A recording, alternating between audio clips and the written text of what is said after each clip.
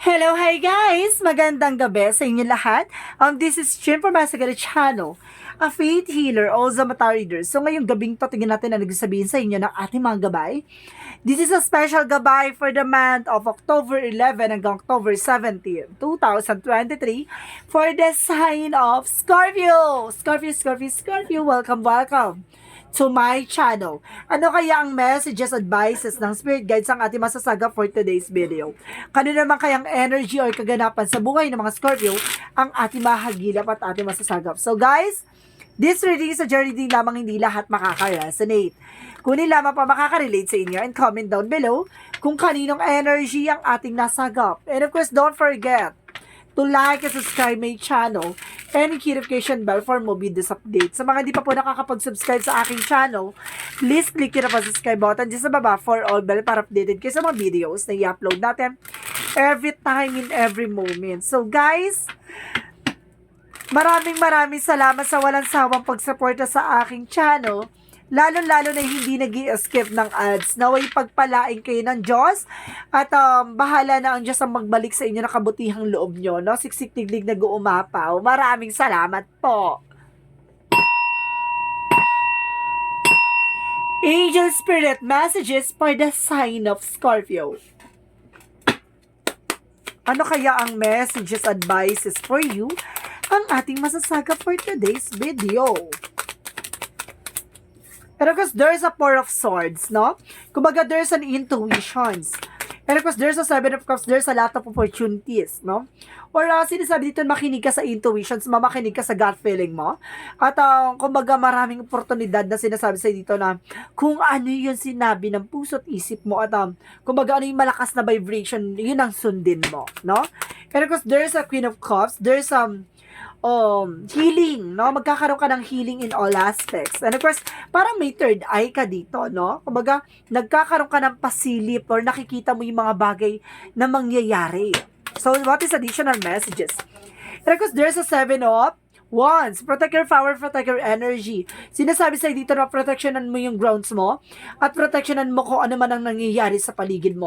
Kung ano man ang kaganapan sa buhay mo, kumbaga sinasabi sa'yo dito, kung ano man ang mga bagay na yan, kumbaga magsisilbing protection mo, no? Kumbaga, baka ito yung mga bagay na mangyayari sa'yo, kumbaga, paalala sa'yo ng ating divine na kailangan mo mag-ingay, diba? At the same time, parang pinapasok na kagad sa panaginip or sa intuitions mo yan. So, let's see what is additional messages. Nine of Wands represent as slow and steady, no? Sinasabi sa'yo dito na kailangan mo maghinay-hinay. No? Step by step, kung may mga gusto kang sa katuparan, hayaan mong mangyari siya naturally. Hindi mo kailangan biglain at hindi mo kailangan maging padalos-dalos. And of course, there's a Four of Pentacles, there's protect your power, protect your energy, no? Kailangan mo proteksyonan yung grounds mo. Kailangan mo proteksyonan yung sarili mo. No? Kailangan mo mag-budget at the same time. So, let's see what is the Four of Pentacles. And of course, there's Wheel of Fortune. So, ibig sabihin dito, talaga nakatadahan na sa buhay mo ang mangyari, ang mga bagay na dapat mangyari, no? Parang there's a fated happening or there's a destined to happen, no? Kumbaga talagang mangyayari at may isa sa katuparan mo. Yung magandang ilalahad sa iyo ng destiny. So, what is the Four of Swords? What is the Four of Swords? There is a Two of Wands, no? And of course, sinasabi dito, there's a two path, no? Ito yung intuition na to, magtuturo sa'yo kung saan kang way dadaan or yung way na magiging decision mo, no? Kumbaga, anong dapat tahakin mo, kung ano yung mga dapat pagdesisyonan mo. At the same time, there's a Seven of Swords, the Seven of Cups, no? Kailangan mag-ingat ka, there's a sneakiness behind, no? May mga bagay na susubukan kang guluhin, susubukan kang lokohin, susubukan kang ibudol or something, diba? So, what is the Queen of Cups? There is a Two of Cups. There is a partnership, no? Sinasabi dito, magkakaroon ka ng healing about sa partnership. So, what is the Seven of Wands? So, what is the Seven of Wands? Seven of Wands represents the Six of Pentacles. Ibig sabihin nito, protectionan mo yung sarili mo or you are being protected and safe, no? Kumbaga, pagdating sa finances, magtutuloy-tuloy naman daw yan. So, plakado. So, what is the Nine of Wands? What is the Knight of Wands? There's a Two of Pentacles. There's a balance, no? Magkakaroon ka ng balance daw dito, no? Magkakaroon ka ng balanse dahil nakuha mo yung tamang strategy or kumbaga formula yung or ways, no? Kumbaga napapakalma mo na yung sarili mo. So what is the Four of Pentacles? And of course, there's Queen of Pentacles. So, ibig sabihin dito about sa finances, kumbaga practical ka na. Kumbaga ganoon naman talaga. Kumbaga malakas talaga ang sense mo pagdating sa business, no? You are business-minded. So, what is the Queen of Pentacles? And of course, there's a Fool card, no? Kumbaga magtiwala ka, no? With the Wheel of Fortune, sinasabi dito na, kumbaga there's new beginning. And of course, there's kumbaga faith and destiny to you. Faith is the Fool card, yung tiwala mo at pananampalataya. And of course, the destiny. Wow, my goodness! Kumbaga sinasabi dito na fated and destiny is happening for you. Diba? Kumbaga talaga i-unfold talaga yung mga bagay-bagay na mangyayari from you. And of course, there's the Hangman in reverse. Ibig sabihin dito, ang outcome mo is the Hangman in reverse and of course the Ten of Pentacles. Kumbaga magkakaroon ka ng harvest time at the end of the time. Magkakaroon ka ng long-term investment. Baguhin mo lang yung perspective, yung mga bagay-bagay na ginagawa mo. At the same time, there's a delays. No, matuto ka mag-antay, no? Mga bagay na dapat mangyari, no? Kumbaga, siguro dahil hindi pa naisa sa katuparan, dahil hindi pa para sa'yo, may mga bagay na ganon, na kailangan mo mag-antay. So, let's see what is additional outcome. Because there's a higher fun. There's a lesson learned. At the same time, there's an Eight of Wands. There is movement or fast communication. Or magkakaroon ka ng lot of email messages. And of course, there's the Word card.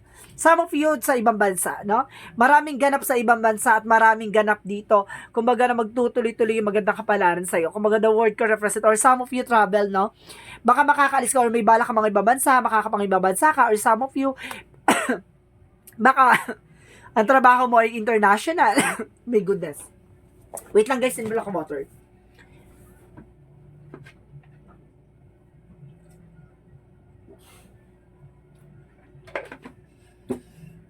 Okay. Thank you very much for waiting. Sorry for inconvenient. Oh my God, for inconvenient na. So, let's see what is the Love Oracle card. Ang ganda, no? Ang ganda ng ganap mo dito, T. Fated and destiny to happen. And of course, there's a fun tree. Wow! Security and stability. Diba, magkakaroon ka ng growth and expansion talaga. Kumbaga nasa palad mo ang swerte. And of course, there's a coffin, no? Coffin is the transition and transformation. Kumbaga, ending and a new beginning. At the same time, not enough. May mga bagay na naiinggit sa'yo. O see, there's a jealousy. May mga naiinggit sa'yo or natatakot, no? Kumbaga, natatakot na masapawan o natatakot maungasan, no? Sinasabi sa'yo dito na kailangan magkaroon ka ng confidence sa sarili mo at the same time. No, or some of you baka nasaselos ka sa mga bagay-bagay. So, let's see what is a yin and yang oracle card.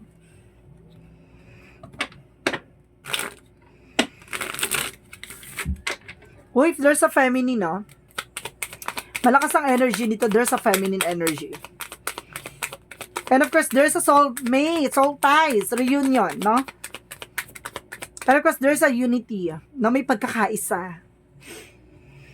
Oh, I told you, there's a power of the third eye, clarity. May third eye talaga dito. There's a third eye involved. So, what is additional messages? What is additional messages? And of course, guys, there's karmic relationship, no? Some of you talagang involved ang karmic relationship. Or sinasabi dito, union energy, polarity, soul growth, and conflict, no? Some of you nagkakaroon ng conflict pagdating sa relationship.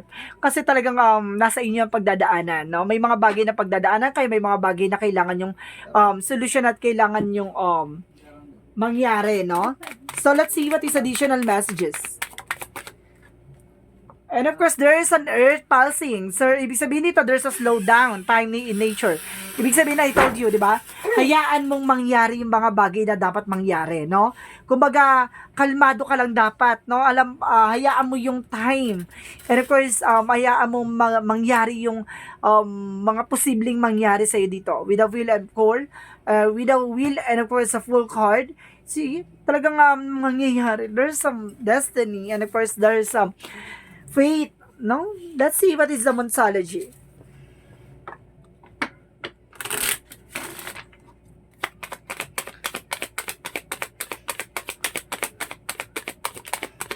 Nothing is yet set in stone. So, hindi pa napapanahon, di ba? Hindi pa napapanahon talaga yung mga bagay-bagay. And of course, hold your visions.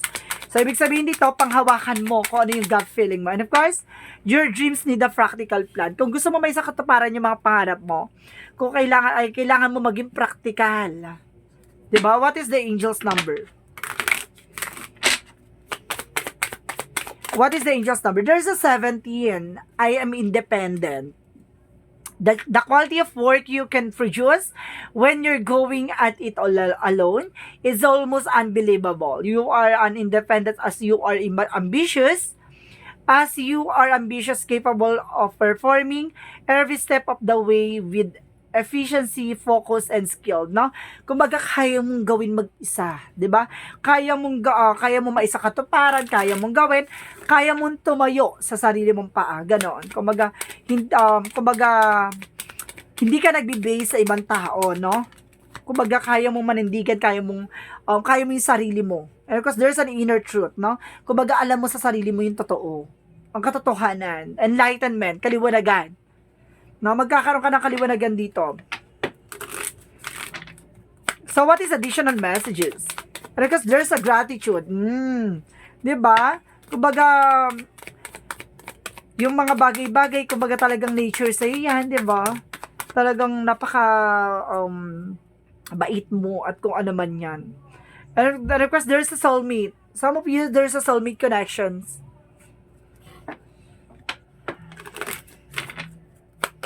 So, what is additional messages? There's a family. Some of you life purpose by family. And of course, there's a talk to your angels. No? Kailangan mong kausapin yung mga gabay mo. No? And of course, there's a creative expression. Kayang-kaya mong bumuo at gumawa ng mga bagay-bagay gamit ang isip mo. No, some of you magaling mag-drawing, magaling mag-designs, or gumawa ng mga bagay-bagay na kumbaga you have a signature, your own uniqueness. So, what is additional messages for this energy? And of course, there's a door to value. Oh my God, ang daming dollar. My goodness, ang lalaking dollar ako nakikita dito. So, maraming salapi. And of course, sinasabi dito, guys, the thinking woman. Some of you dito overthinking daw, no? May babae daw dito overthinking. So, let's see what is additional messages. What is additional messages? And of course, there is a forgiveness. May mga bagay na kailangan na natin bitawan, no? May mga bagay na kailangan na nating patawarin kung ano man yung mga bagay na yan. Kasi yung nagbibigay ng blockages. At the same time, there's a gratitude. No? Double clarification gratitude is here, oh. Kung talaga sinasabi ng double clarification na gratitude. Being thankful sa buhay mo, kung ano man yung opportunity na binibigay sa'yo, no? Thankful ka talaga. Ganun yun. Kumbaga, talagang nasa sa'yo talaga yung ganun katangian, no? So, what is the romance angels? This could be the one. Maaaring siya na nga, no? You've already met the romantic partner you seek. Yung hinahanap mong partner for a lifetime is here. So, what is Archangel Michael messages? What is Archangel Michael messages? Your inner guidance is real and trustworthy, no? Yung gabay mo daw ay mapagkakatiwalaan, talagang isurrender mo sa kanya yung lahat, no? Spend more time outdoor. Kailangan mo mag-unwind, kailangan mo lumabas-labas para makasagap ng sariwang hangin, hindi na sariwang chismis, ha? So, what is Archangel Raphael? Divine intervention. May mga paalala daw sa'yo ang ating Archangel Raphael.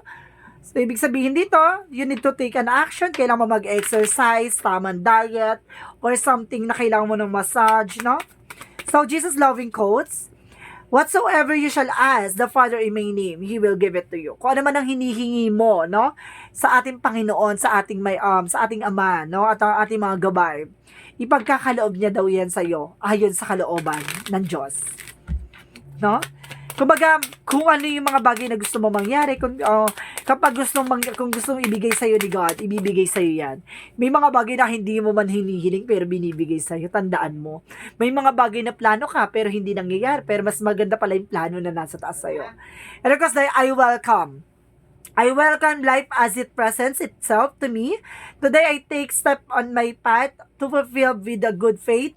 I swim easily with the flow of life. I embrace all the experiences the universe bestows on me, even those that may prove challenging. I know all will fall into place for my greater good. Ibig sabihin dito, may magandang ang kahihinatnan yung mga bagay-bagay, mga pinagdaanan mo, yung mga bagay na nangyayari sa'yo. Kumbaga, mas lalo kang natututo at mas lalo lumalawak ang kaalaman mo sa lahat ng mga bagay.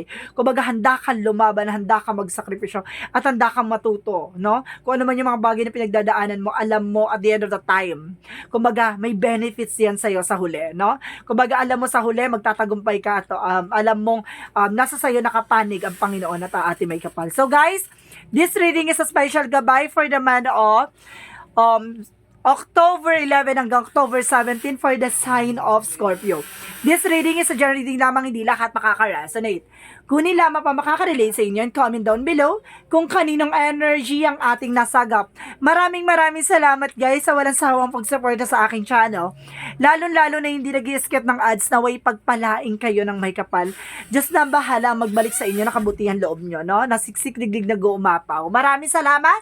And of course, don't forget, once again, comment down below your full name, birthday, location nyo kung asan man kayo sulok ng mundo. Baka sa susunod na reading natin, baka energy mo na ang mahagilap at masagap ng ating mga gabay. Maraming salamat and see you in the next video. Bye-bye and babush!